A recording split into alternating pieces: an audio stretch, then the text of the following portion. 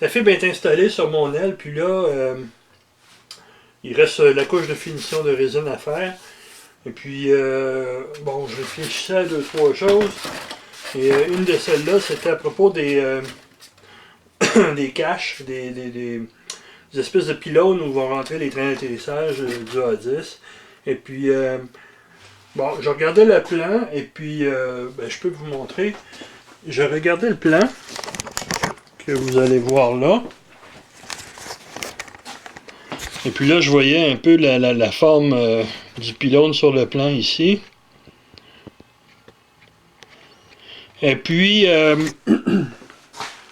en même temps, je regardais un petit modèle à coller du A10. Bon, je vais le mettre au même sens, ça va être plus facile. Bon, un petit modèle à coller qui a été rapidement monté, mais c'était pour une question de référence. Puis je vois que le pod n'est pas tout à fait de la même forme que sur le plan. Sur le plan, du côté arrière ici, là, ça arrive à égalité de l'aile. Tandis que là-dessus, si je regarde, ça arrive, c'est comme un peu ressorti. Je sais pas si je vais réussir à vous le montrer. Je pense que ça se voit un peu là. Tiens, ça se voit mieux ici. C'est un peu ressorti. Alors, bon, comme c'est pas non plus une reproduction parfaite à l'échelle, que j'ai le choix de faire quelques adaptations, si on veut, au design. Ça, c'en est une que je vais faire. En fait, là, je vais essayer de reproduire un petit peu plus fidèlement l'original de ce côté. Alors, je vais maintenant scanner cette partie du plan et la modifier et tailler mes pièces. Je vous montre comment dans un instant.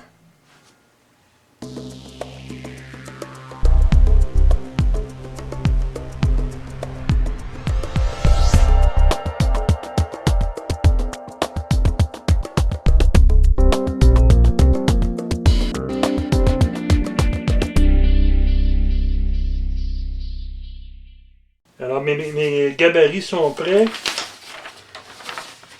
J'ai tracé mon pod pour qu'il ressemble un peu plus à l'original. Et maintenant, il me reste seulement qu'à les tailler, en tailler deux, un pour chaque côté. Puis ensuite, je vais les sculpter.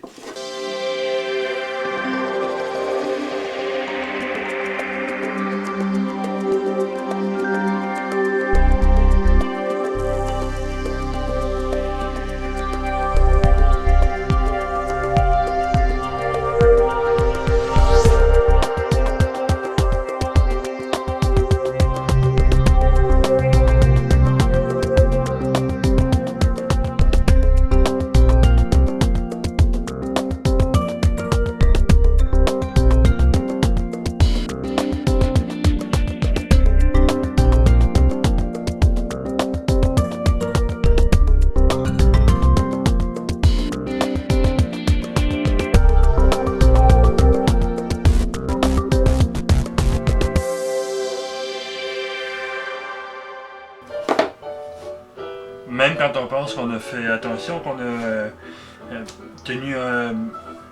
qu'on a vérifié tous nos paramètres, il peut arriver qu'il y ait des erreurs qui se produisent. Je vous montre quelque chose ici, c'est que j'ai imprimé mes pièces précédemment pour faire les niches qui vont sous le train d'atterrissage, les niches qui vont aller sous l'aile, pardon, qui vont contenir les trains d'atterrissage ici. Pour vous montrer un peu plus sur le modèle, ces pièces-là ici, qui sont les niches où rentrent les trains d'atterrissage, comme vous voyez. Donc en voulant faire les pièces, j'ai taillé mes formes en styromousse pour pouvoir venir les installer sur mon aile comme ça. Vous voyez un peu le résultat. Alors c'est quand même pas si mal, mais en les taillant, en les imprimant, pardon, je me suis trompé, j'ai fait une mise à l'échelle. Et plutôt que d'arriver avec la bonne taille pour les pièces, regardez, vous avez une des formes ici. Vous voyez, je vais vous montrer d'un peu plus près. Vous allez voir que mes pièces sont trop petites. Vous voyez quand même qu'il y a une bonne différence là, entre celle que j'ai déjà construite et l'autre, la bonne grandeur. Et puis ce que ça me donne, ben, ça me donne des niches qui sont trop petites. Alors je recommence. Malheureusement, c'est une couple d'heures de perdu, mais je suis quand même content de l'avoir vu pour en arriver à un meilleur résultat. Alors, la pièce initiale que j'avais faite est ici. Je la mets à sa place. Vous allez voir que c'est pas une énorme différence, mais je tenais quand même à faire la bonne pièce. Et ici, j'ai la forme de la nouvelle pièce que je voudrais découper. Je la mets juste à côté comme ça, vous allez voir quand même qu'il y a une différence. Et voilà. Alors, vous voyez quand même la différence entre les deux.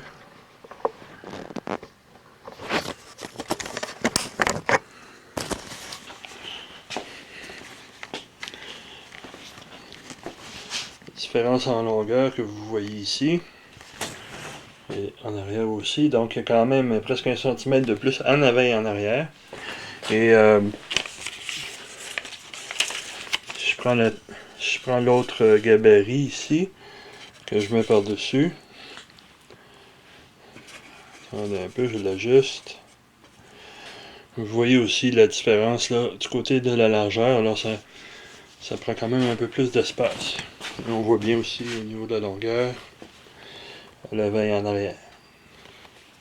Alors maintenant, je vais tailler mes pièces et je vais les façonner.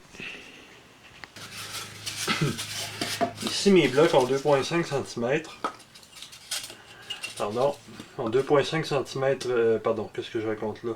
Mes blocs ont 5 cm d'épaisseur, j'ai besoin de 7 pour faire mes formes, comme vous voyez, sont un peu plus larges.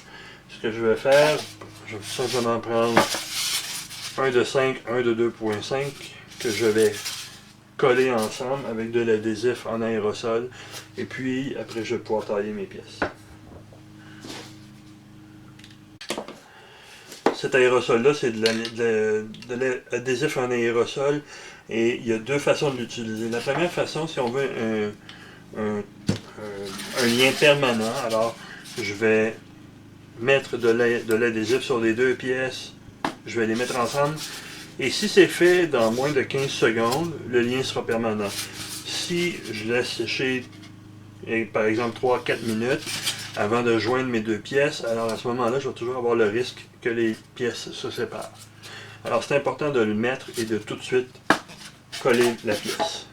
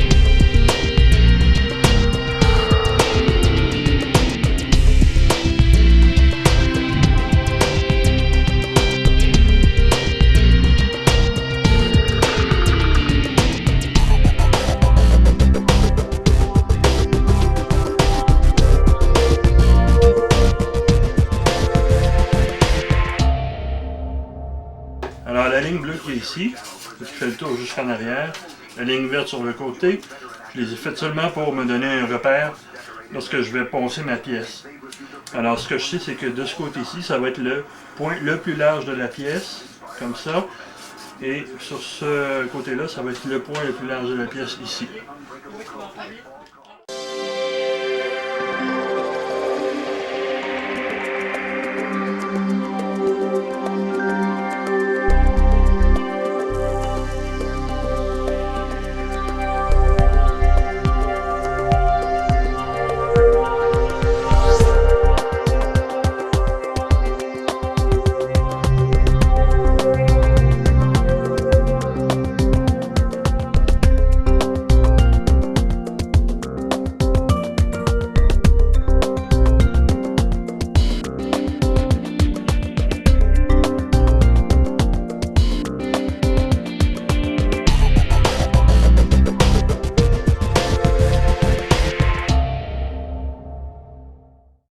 Vous m'avez vu passer d'une forme grossière à une forme relativement finale sur mes niches.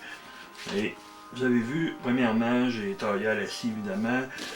Deuxièmement, j'ai taillé avec un gros couteau utilitaire, juste enlever le plus gros. Ensuite, un papier sablé, ça je crois que c'était un 90 ou un 100. Certaines parties ont été faites au 80. Et ensuite, j'ai utilisé des tampons comme ça, c'est des tampons de mousse avec un côté rugueux. Et c'est pas écrit en termes de chiffres, là, la rugosité, mais enfin, j'ai du médium, j'ai du fin. Puis j'avais aussi du plus rugueux, mais je ne l'ai pas utilisé. Alors, je l'ai ici. Alors, j'avais celui-ci qui était un peu plus rugueux, mais je ne l'ai pas utilisé. Alors, c'est comme dans tous les travaux de sablage, on passe toujours du plus rugueux au plus fin. Pour en arriver à un point où on va pouvoir couvrir ça avec de la fibre de verre, de la résine, et qu'on ne voit pas des formes qui ressortent à travers la résine. Bien sûr, là, maintenant, je vais faire une coupe de couches de résine et de fibre. Quand ces deux, trois couches-là vont être installées, je vais encore une fois poncer, festival du ponçage, je vais encore poncer pour arriver à un résultat le plus fin possible. Et la dernière étape de la production de mes niches, une fois que le fibre de verre sera complètement coulé, je vais dissoudre la forme de styromousse avec de l'essence. Et j'aurai alors mes niches pour mes trains d'atterrissage. Alors juste avant de mettre la fibre, dernier ajustement, dernière vérification en fait, je m'assure que mes niches sont correctement installées, alignées. On voit ici que ça lève un peu, mais ils seront collés, alors éventuellement ça va être bien en contact. Et je vois que les niches sont bien agencées, sont relativement égales et ils sont relativement identiques. Alors je vous laisse voir comme ça. Maintenant c'est la fibre de verre.